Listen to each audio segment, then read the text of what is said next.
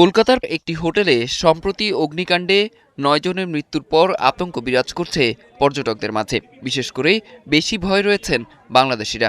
এরই মধ্যে নানা সতর্কতামূলক ব্যবস্থা নিয়েছেন কেউ কেউ। এসি বিস্ফোরণ থেকে আগুন লাগায় হোটেলগুলোর অগ্নি নির্বাপন ব্যবস্থা ও এসিগুলো ঠিকঠাক আছে কিনা তা খতিয়ে দেখছেন নিজেরাই। অনেকে নিজ দায়িত্বে মেরামত করিয়ে নিচ্ছেন এসিগুলো। আমি আমার হোটেলে তখন এই অবস্থা দেখি আমি আমার হোটেলের এসিটা চেক করলাম, চেক করে দেখেছি একটু ময়লা দেখছি, ওটা আমি সার্ভিসিং করে ক্লিয়ার করে ফেলছি। মোটামুটি আমি ওই দিকটা এখন কমফোর্ট ফিল করতেছি।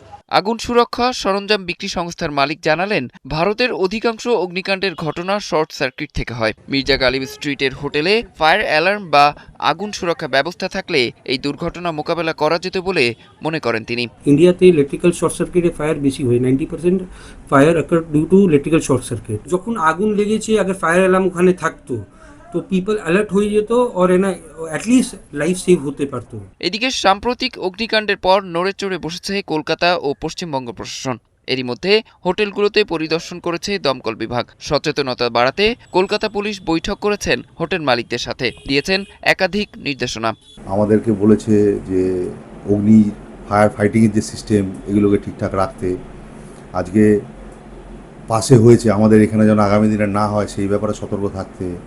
গত ১৯শে আগস্ট কলকাতার নিউ মার্কেট এলাকার মির্জা গালিব স্ট্রিটের শিখা ইন হোটেলে ভয়াবহ অগ্নিকাণ্ডে ৯ জনের মৃত্যু হয়।